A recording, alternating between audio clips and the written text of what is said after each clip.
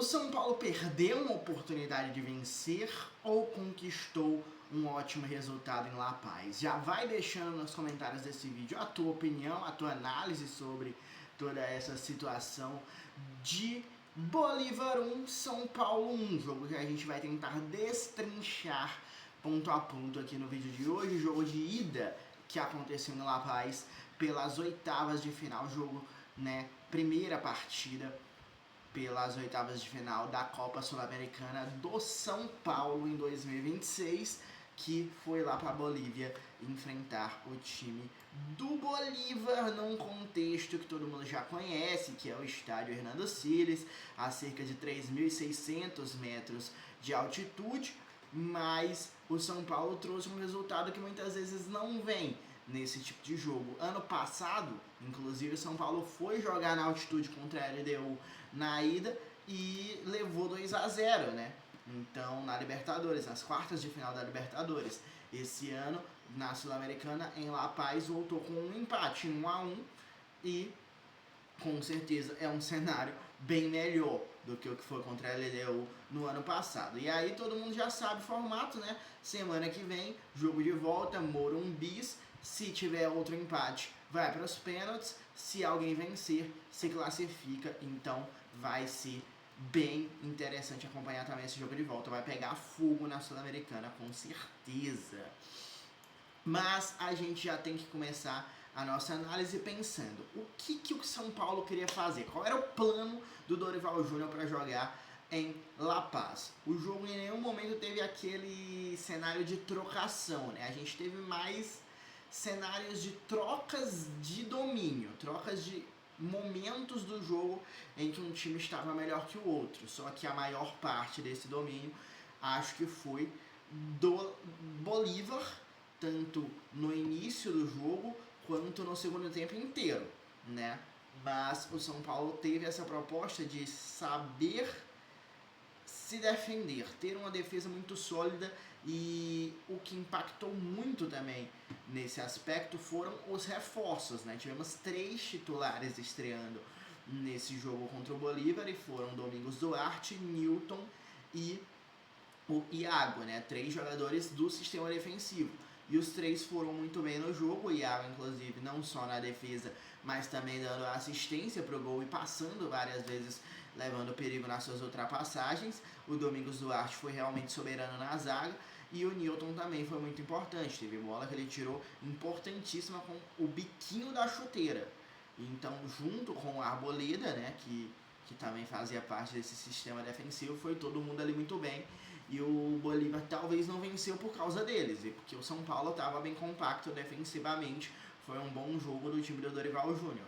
Mas em questão de volume, em questão de protagonismo do jogo, o São Paulo teve no final do segundo tempo, depois do gol. O time estava relativamente sofrendo, estava relativamente sem conseguir ficar muito com a bola, mas o São Paulo encontrou o na bola parada. O Arboleda apareceu, deu a cabeçada, 1-0, show, todo mundo comemorou, mandou coração para a torcida, fez o sinal da torcida organizada, tenta cada vez mais o Arboleda reconquistar o coração do torcedor, e é uma situação bem complicada, né, bem complexa. Todo mundo sabe que tudo que ele fez é realmente muito, muito complicado de se perdoar, mas ele falou bastante também, né, recentemente sobre eu estava passando por uma depressão, eram questões que eram pessoais minhas, né? Não eram nada de problema diretamente com o São Paulo.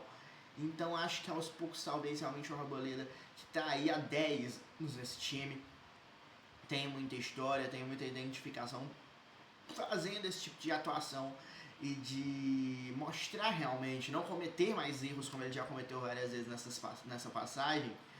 Ele pode sim, talvez, reconquistar o torcedor, até porque o torcedor sabe que precisa do Arboleda. O Arboleda sair, o time vai ficar muito prejudicado tecnicamente na sua defesa. Então, acho que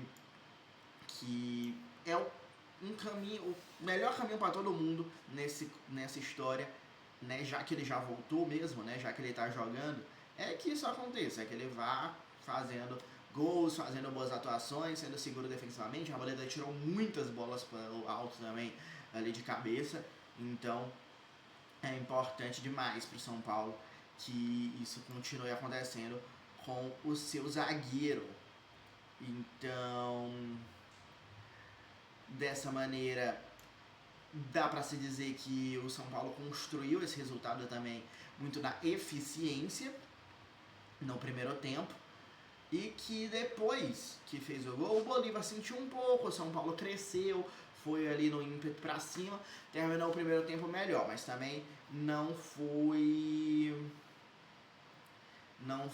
capaz de ampliar a vantagem, né? Então, dessa maneira, o jogo terminou em 1-0 no primeiro tempo e fomos para a segunda etapa com o São Paulo tendo muito mais dificuldades. O time do Bolívar foi mais para cima, foi cada vez mais confiante, dizendo nós temos que aproveitar isso aqui, nós temos que aproveitar essa altitude, e o São Paulo claramente foi sentindo cada vez mais a altitude. O goleiro, que não corre como os outros jogadores correm, estava morto, pô. O Rafael estava destroçado fisicamente. E aí a gente tem que falar, né, sobre a atuação do Rafael, um dos melhores goleiros do Brasil, inclusive, na minha opinião. Inclusive, eu provavelmente teria levado o Rafael para a Copa do Mundo, entre uns dos 3 meus goleiros, mas ele fez uma grande atuação. O São Paulo não perde muito por causa dele, nesse contexto do Bolívar com muito mais volume, com muito mais conhecimento do campo, do clima, mas o Rafael, no lance do gol, a gente pode até aqui conversar e chegar à conclusão de que ele não foi mal. Beleza, eu posso aceitar esse pano com ele morto e com ele em altitude e com ele já tendo salvado, tanto que ele já tinha salvado durante o jogo. Mas bem ele não foi também não. Então vamos encontrar esse meio termo aí pelo menos, né? No lance do gol, o Rafael dava para ter feito coisa melhor e o São Paulo poderia ter trazido essa vitória. Como poderia ter trazido a vitória se tivesse aproveitado o momento em que estava melhor na reta final do primeiro tempo para ampliar o seu placar. Poderia ter tido um pouco mais de senso de urgência naquele momento também. Porque ele poderia dizer, nós estamos bem, vamos voltar no segundo tempo, tem tempo. Mas ele poderia pensar, oxe, mas a gente vai voltar no segundo tempo morto. A gente não tem o costume de jogar nessas condições. Então bora aproveitar nesse momento que a gente está bem, antes que a chave vire, antes que o Bolívar passe a ganhar a gente no físico. E aí não conseguiu. Ainda teve chances, né? Acho que poderia mesmo assim, até no segundo tempo, ter conquistado um gol, mas o São Paulo fica com empate, que não é ruim, definitivamente, né? A altitude é uma situação que impacta muito no jogo, é outra forma de jogar. A gente viu que o Bolívar estava treinado, estava pensando em jogar de uma forma que o São Paulo fosse mais prejudicado, jogou com altitude debaixo do braço, digamos assim, o Bolívar, finalizações de fora toda hora, tentando realmente usar o clima ao seu favor. É um fator realmente impactante no jogo. O Bolívar está mais acostumado a jogar assim e o São Paulo não. E aí teve a queda física, influencia a intensidade, recuperação, capacidade de pressionar, mas não é o que explica tudo. O São Paulo não faz uma temporada ruim no ano como um todo, jogando na altitude, e acho até que nesse jogo o time foi até melhor do que em vários momentos da temporada. Eu acho que os reforços fazem muito bem ao São Paulo nesse momento. Então o São Paulo precisava dar uma resposta e deu uma resposta no mercado, deu uma resposta com os reforços que vieram dentro de campo. Vamos ver na sequência aí o que eles vão continuar fazendo. Mas a altitude não pode ser levada para nenhum dos dois extremos. Nem como dizer que foi só a altitude, e nem dizer também que a altitude não importa. A altitude é óbvio que importa. Ninguém fala disso há tantas décadas aqui no futebol sul-americano por causa disso. Né? Ninguém falaria tanto tempo sobre isso se não tivesse impacto. E aí, a gente vai seguir analisando o trabalho do Dorival Júnior para as próximas partidas, porque o Dorival Júnior tem um péssimo aproveitamento até agora nesse começo de trabalho. O Dorival Júnior só venceu um jogo nessa volta ao São Paulo por enquanto, mas olhando além do resultado, esse jogo tem coisas muito positivas a serem levadas. Então tem que dar sequência no que está sendo positivo. Deu um jogo aí mais legalzinho, pega, trabalha mais ainda essa zaga, trabalha esse sistema defensivo para ficar bem sólido para a temporada aqui, para a sequência da temporada mesmo. Pega, incentiva, treina bastante o Domingos Duarte e o Arboleda para se tornarem uma das duplas de zaga mais fortes aí desse final de Campeonato Brasileiro, para o São Paulo reagir. É uma formação mais cautelosa que o time usou, com o Newton ali também funcionando várias vezes como terceiro zagueiro. Protegeu muito melhor sua defesa do que estava protegendo nos últimos jogos. Então eu acho que o São Paulo tem coisas boas a tirar desse jogo para a sequência da temporada. Então tem que dar continuidade às coisas boas e tentar evoluir o que ainda tem a ser evoluído. Mas também olhando de outro lado, que poderia ter sido diferente, acho que talvez mexidas no meio de campo mais cedo, porque é difícil mexer no Marcos Antônio, mas o Marcos Antônio não fez uma super partida. Teve momentos em que ele começou a errar, talvez tenha sentido de fato a questão da altitude, e eu acho que o São Paulo talvez pudesse ter mexido no meio mais cedo, colocar um Danielzinho, né, que também é um meio campista bem técnico. E tem que ver, né, o quanto que também o São Paulo estava pensando mais em sobreviver, em não voltar com um 2-0 como voltou no ano passado, numa situação muito difícil de reverter. Mas a gente tem que lembrar, não era tão difícil assim também, até porque na rodada seguinte o Palmeiras virou 3-0 e o São Paulo perdeu o jogo de volta, tá? Não é como se ele se afundou no jogo de ida, no jogo de volta tentou e não conseguiu, porque o buraco que se enfiou na ida foi muito alto, no buraco que se enfiou na altitude foi muito alto. Não. O São Paulo perdeu o jogo de volta por 1-0 contra a LDU também no Morumbi.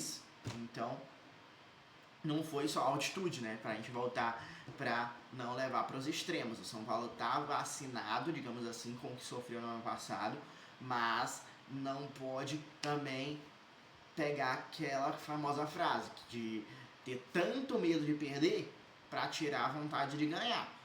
Então acho que talvez pudesse ter tido um pouco mais de ímpeto. Seria um aspecto a se considerar, para o São Paulo voltar com a vitória e uma classificação bem encaminhada.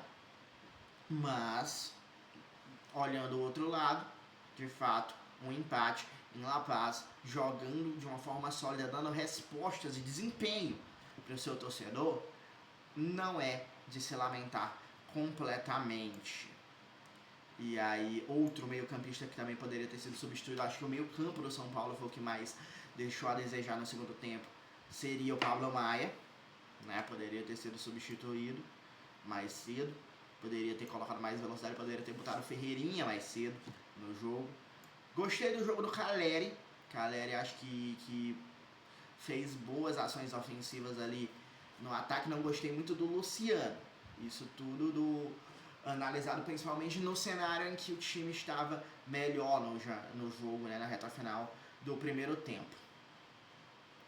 E aí, dessa forma, muita gente lá na Bolívia pode achar que o Bolívar saiu, né, mal do que poderia ter recebido também desse jogo. Acho que o Bolívar, para muitos, vai acabar sendo que tenha desperdiçado uma oportunidade de vencer o jogo. A gente até falou se o São Paulo desperdiçou, acho que pode ser também, mas o Bolívar com certeza. O Bolívar teve muito mais iniciativa, teve o fator da altitude, teve um segundo tempo completamente dominante, né, em relação a volume, em relação a controle, e o São Paulo passou boa parte da reta final se defendendo e muito cansado. Então, olhando do ponto de vista do Bolívar, foi uma vitória desperdiçada, foi uma vitória que você perdeu, né, que você deixou de vencer. Você teria que ter vencido para conquistar os objetivos. Vencer ontem seria muito mais fácil, muito mais natural, né, do que ter que virar o jogo ou ganhar alguma coisa, né, nem que seja por 1-0 no Morumbi. Mas também tem os aspectos que a gente já falou de que o São Paulo também poderia ter vencido. E que o Bolívar é um time menos técnico do que o São Paulo, né? Mas acho que se alguém saiu mais frustrado com 1-1 foi o Bolívar. É tanto que no final o próprio São Paulo estava tentando fazer cera mesmo com todas as aplicações das regras novas, né, de contagens da arbitragem. A própria transmissão da ESPN estava zoando muito o árbitro, que eu me esqueci o nome, mas o árbitro aí agora, muito bem, a minha iluminação foi-se embora, porque eu abri outra aba aqui que está na tela escura, né, no modo escuro, mas deixa eu só ver aqui a arbitragem do jogo, para eu lembrar aqui o nome do árbitro, que é famoso, pô, eu sei quem ele é, eu só tô dando um branco no nome do cara, mas ele tava contando mais rápido do que o normal, talvez, ali, a galera tava rindo na transmissão da ESPN, que fez ali o jogo, né, mas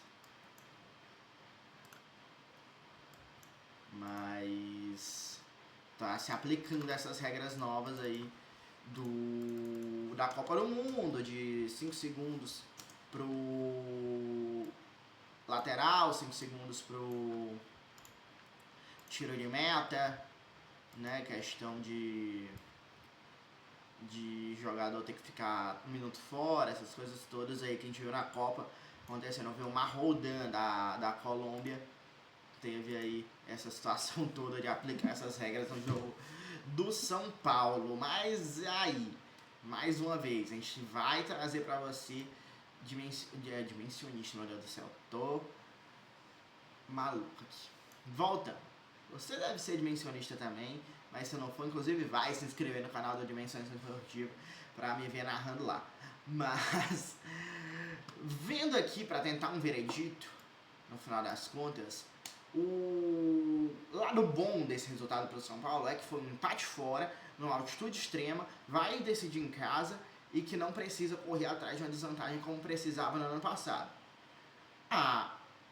O lado mais neutro aqui é que teve um primeiro tempo competitivo, uma boa organização, principalmente defensiva, os estreantes ali foram muito bem e a defesa foi bem consistente, mas o lado preocupante foi a queda física, mas tem o atenuante da altitude, a perda total do controle no segundo tempo, a pressão que sofreu do Bolívar, teve bola na trave, teve defesa do Rafael e a dependência excessiva da defesa, assim, porque teve jogador que entrou no segundo tempo, o Ferreirinha pra mim é uma coisa que a gente tem que analisar aqui. O Ferreirinha é rápido, o Ferreirinha é relativamente jovem, o Ferreirinha é um atacante que não fez nada praticamente quando entrou. Entrou no segundo tempo ali, poderia ter sido esse escape para o time não ficar só se defendendo durante o segundo tempo. Então, acho que tem isso a se analisar. Você poderia talvez também ter recuado no segundo tempo, mas não ficar 100% acuado, ter alguma resposta, algum escape, alguma coisa para talvez também agredir. E aí, se dá um susto, o Bolívar talvez nem ia mais ter tanto ímpeto para a sequência. Então, acho que isso tem que ficar de olho todo mundo ali pro São Paulo para não se repetir, né? Para outros cenários, outros jogos fora de casa que tiver na temporada, porque dava para ter ganhado, dava para ter pelo menos chegado mais perto de ganhar no segundo tempo. No segundo tempo, se alguém fosse ganhar, ia ser o Bolívar. E aí o cenário vai mudar completamente pro jogo da volta. O São Paulo vai ter mando de campo, vai ter torcida, vai ter altitude normal, né, ao nível do mar, e vai ter obrigação de propor mais, né, porque a gente tá vendo os lados positivos do fato que o São Paulo vai jogar em casa na próxima semana para decidir, porém tem o lado da obrigação que vai recair em cima do São Paulo, da pressão que vai recair em cima do São Paulo.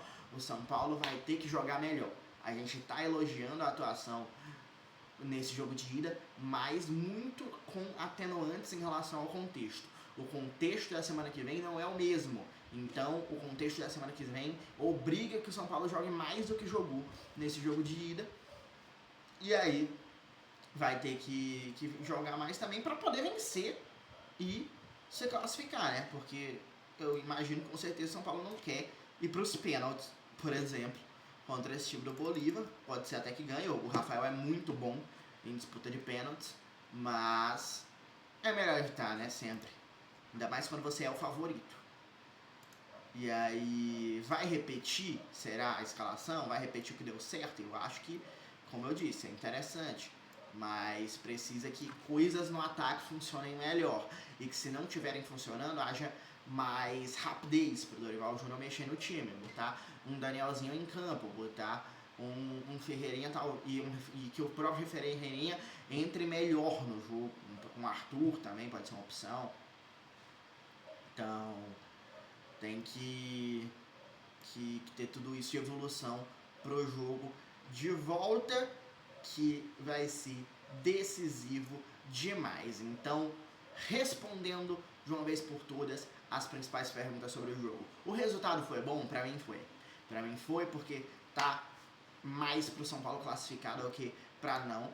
E dessa maneira, né, basta uma vitória simples contra um time que é inferior dentro da sua casa e sem todas as coisas que dificultaram mais aí nesse jogo de ida. O São Paulo poderia ter vencido? Poderia, principalmente pelo que fez no final do primeiro tempo, se tivesse acelerado ainda mais, se tivesse tido um pouco mais de calma, um pouco mais de qualidade também de alguns jogadores, principalmente, na minha opinião, Marcos Antônio, Luciano, duas referências que eu acho que poderiam ter jogado melhor. O São Paulo já está classificado, porque vai jogar em casa aí no Morumbi, com toda essa questão que a gente já falou, de não ter altitude, de ser um time melhor? Definitivamente não. Mais uma vez eu vou repetir, o time perdeu para a LDU em casa no passado, São Paulo. Não foi só porque perdeu na altitude, não.